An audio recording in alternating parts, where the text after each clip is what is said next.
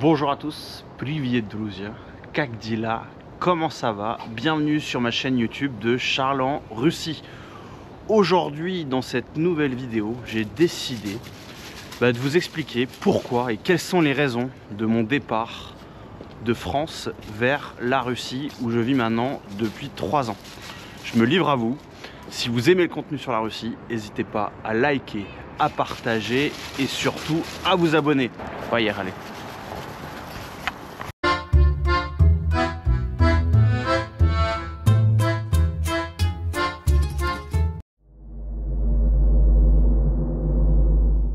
Aujourd'hui, je veux vous parler de mon nouveau partenariat qui va vous simplifier la vie. Surtout si vous voulez transférer des fonds vers la Russie.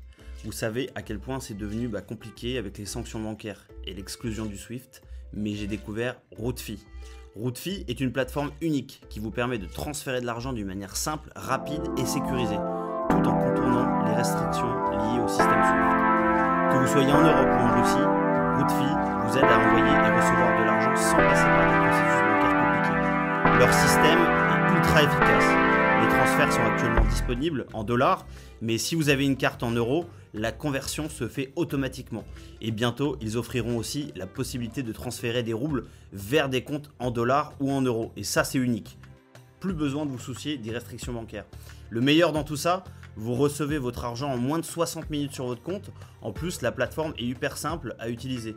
Pas besoin d'être un expert pour comprendre. Je vous mets le lien du site en description et en cliquant sur le lien, vous aurez 0 fees sur vos premières transactions.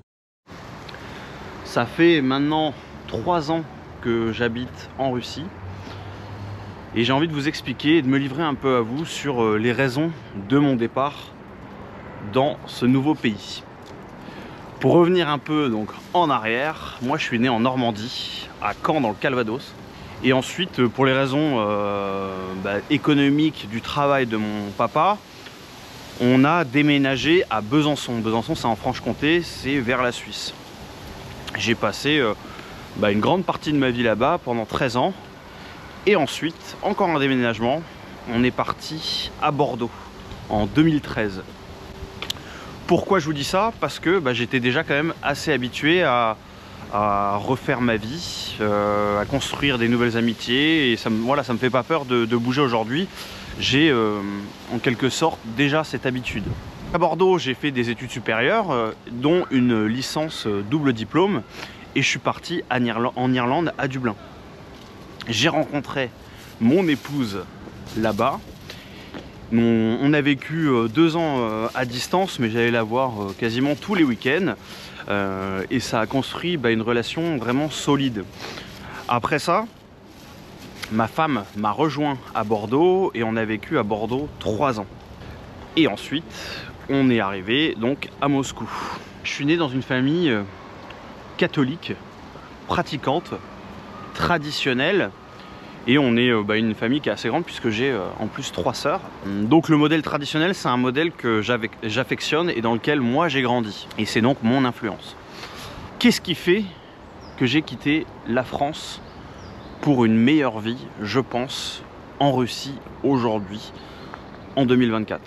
Alors il y a plusieurs sujets. Des sujets qui sont assez classiques. Assez classiques. L'insécurité. Insécurité qui est quand même grandissante, malheureusement en France. Moi, quand j'étais jeune, il n'y avait pas ce problème-là. Il y avait bien sûr des populations issues de l'émigration, mais ça se passait plutôt bien. Mais aujourd'hui, bien que le problème soit qu'à moitié dénoncé, il y a un réel problème. Et que quand, durant la période où j'étais avec ma femme, j'ai pu faire des voyages en Russie, j'ai été vraiment surpris par le fait que un pays sécurisé, ça existe vraiment. Parce que moi, j'arrive ici et en fait, il n'y a pas d'agression. En tout cas, dans Moscou, dans ce que j'ai vu pour le moment, les agressions gratuites, les incivilités, ça n'existe pas. C'est pas du tout monnaie courante. Faire voler dans le métro ou autre, ça n'existe pas non plus. Alors que j'avais quand même une crainte en arrivant en Russie, puisque on n'en parle pas forcément bien aujourd'hui quand on est en France. J'avais cette crainte-là. Et à ma grande surprise, non, ça existe vraiment, pas d'insécurité. Et en France, j'étais... bon, ça va, je suis un homme, donc ça allait, mais c'est vrai que vis-à-vis de mon épouse, j'étais pas forcément rassuré. Je la laissais jamais rentrer seule le soir quand elle allait voir ses amis. J'allais toujours la chercher en voiture. Et ça, enfin voilà, je suis pas un complotiste, etc. Mais les agressions dans les villes, il y en a énormément le soir. Gros problème pour moi, je trouve, au niveau de la sécurité grandissante, malheureusement pour ma France. Moi, je suis plutôt... chacun est comme il est. Moi, je suis plutôt d'âme entrepreneuriale, créer des choses.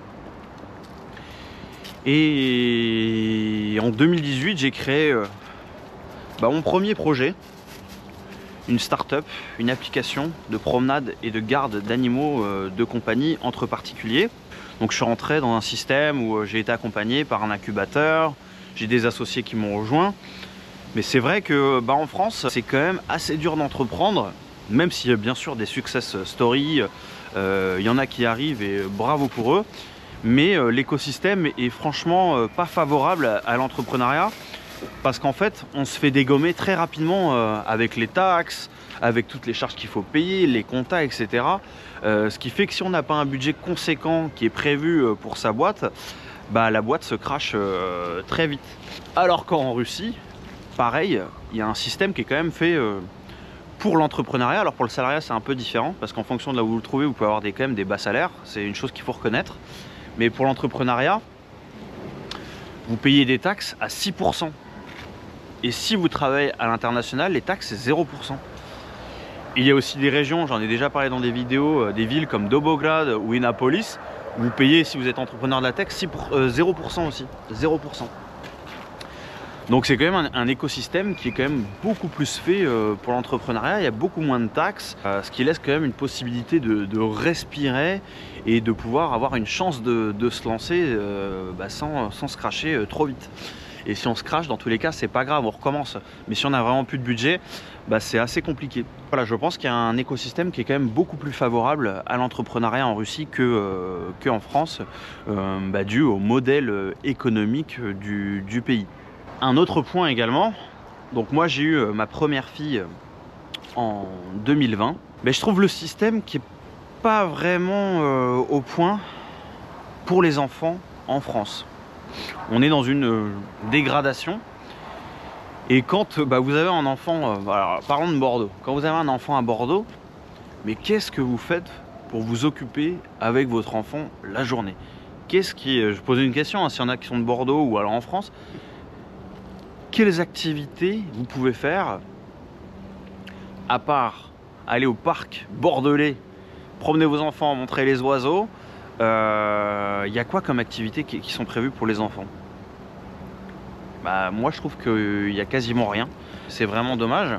Donc c'est vrai que rien que pour la partie enfant, en Russie vous avez quand même beaucoup plus d'activités qui sont mises en place pour divertir vos enfants.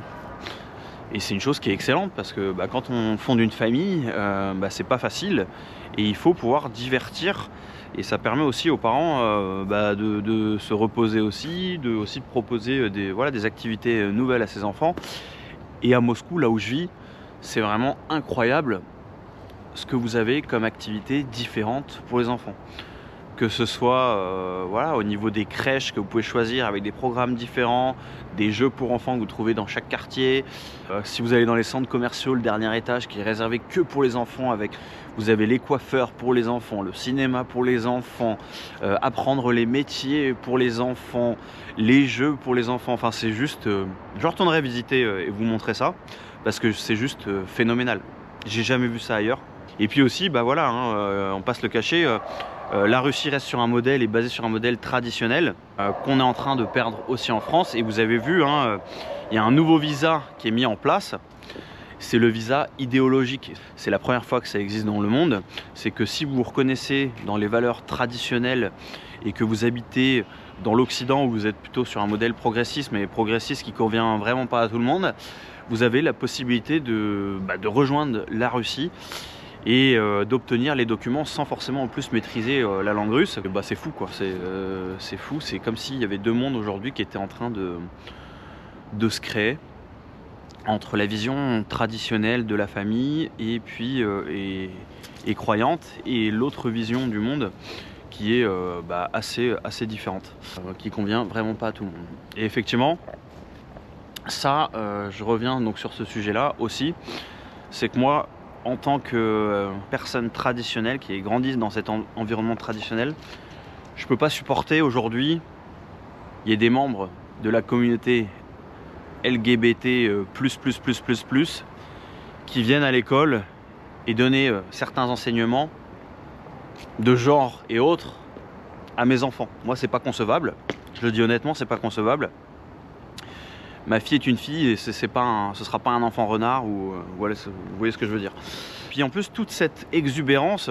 Alors moi, j'ai rien contre les homosexuels, comme d'ailleurs, c'est surprenant aussi, mais en Russie non plus. Ils ont rien contre les homosexuels. Bon, il y a toujours dans chaque pays des personnes qui sont complètement anti, mais moi j'en vois pas mal à Moscou quand je me promène, etc. Mais ils sont vraiment beaucoup plus discrets. Et encore il y a 15 jours, j'ai été à un repas, puis il y avait une fille qui est homosexuelle russe. Et j'étais vraiment, c'est la première fois que je pouvais échanger avec une personne qui est homosexuelle en Russie. Et je lui ai demandé, est-ce que vous vivez une vie difficile en tant qu'homosexuel en Russie, ou qu'est-ce que vous pensez de ça? Est-ce que vous voulez partir en Europe où vous aurez peut-être plus de liberté? Et elle me dit non, moi ce que je vois en Europe, c'est vraiment beaucoup trop, c'est pas normal, cette façon de se montrer dans les rues, cette façon de se présenter très vulgaire. Et en fait elle était complètement anti ce qui se passe en Europe au niveau de cette communauté-là. Et elle préfère largement être comme elle est en Russie, vivre sa vie tranquillement, en discrétion, pas à se montrer dans les rues, à s'embrasser, voilà, tout ce qu'on peut imaginer qui va avec. Ah, c'est des points assez classiques, mais qui m'ont quand même mis la puce à l'oreille. Ok, moi j'ai fait des voyages. Et alors, à chaque fois que je viens en Russie, il y a un sentiment que j'explique pas. Mais on dit, ouais, c'est un pays, il n'y a pas de liberté, etc. Mais moi, quand j'arrive en Russie, alors c'est l'immensité du pays, c'est tout ce qui fait avec, mais il y a un sentiment de liberté en Russie que j'ai jamais connu dans aucun pays. Et c'est difficile à expliquer, il faut venir là pour le comprendre, mais il y a un sentiment de liberté qui est énorme dans ce pays. Et ça, c'est des sentiments que j'aime bien me sentir libre, et je suis beaucoup plus libre en Russie que je l'étais en France. Une autre raison, c'est aussi au niveau du service. Je me rendais pas compte, mais c'est vrai que quand on arrive en Russie et que quand j'ai fait mes voyages, il y a un niveau de service qui est impressionnant, et que mon épouse en Europe, elle avait quand même vraiment ce manque de service. Et c'est une raison qui était aussi importante, que ce soit pour les soins de beauté, les manucures, voilà, tout ce qui concerne le service pour la femme, mais pas que. Tout ce qu'on a, j'en ai déjà parlé dans des vidéos sur la Russie, pays de service. Et c'était vraiment un manque que ma femme avait et que moi j'ai découvert, parce que quand on connaît pas, on n'est pas en demande, mais une fois qu'on a connu ça, c'est vrai que ça crée un besoin au niveau du service. Et le vrai, en plus de tout ça, le vrai élément déclencheur, ça a été ça a été pendant le Covid. Le Covid a été lancé, on est entré dans la période Covid, et cette période, elle a quand même été apocalyptique, ère de fin du monde en France pour les Russes, mais ça a été la ruée vers le papier toilette. Il n'y avait plus rien dans les magasins, on pouvait plus aller faire ses courses, vraiment une ambiance de fin du monde.